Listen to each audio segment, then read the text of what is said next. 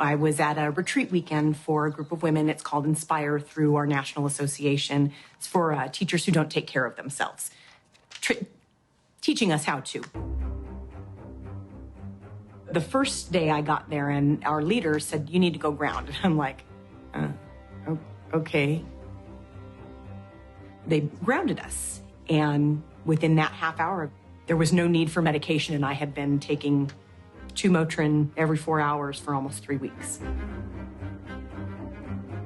The district that I am in already actually has, with Clinton, a school that has a grounding classroom.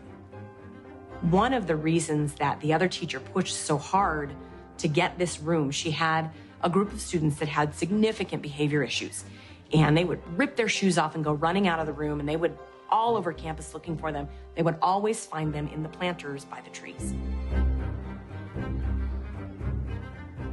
But I had one teacher tell me in a special ed class that they had runners. And what a runner is a kid who just runs out of the classroom and they take off and everybody has to go find where the student is. I realized that these kids who are the runners, they're running out to the far back corner of the school campus, and it's the only place that has grass, and they're sitting down on the grass. And so I went back and I talked to my special education director, and I said, "Can we try this? Can we try this with some of our students with autism?" I brought it into my room, and I have a student with autism, very severe autism. He's completely nonverbal. And, you know, it's a good day when I can get this child to sit for 10 seconds. I pulled my mat out, I cleaned it off, and I took his socks and shoes off, put his little feet on it. That boy sat for 7 minutes straight and played with me. He sat for 7 minutes straight. So I took that back to my boss, and that is something that our school district is looking into, is getting more schools with classrooms that have grounding in them. I've heard stories from teachers in classes where their students are grounded that they have half the level of referrals for discipline. Some students who were in tears because they were experiencing success when before they were experiencing failure with their behavior and discipline.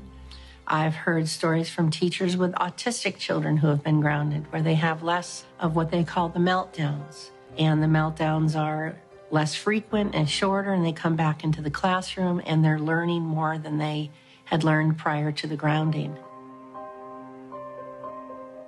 How much of it is that they're just so out of control in their mind, and there's so many things that they, and these kids, our campus is concrete.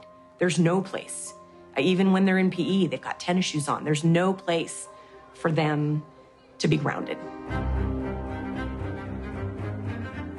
It's amazing what happens, not just with the teacher at the front of the class, but what can happen with the student sitting in the class.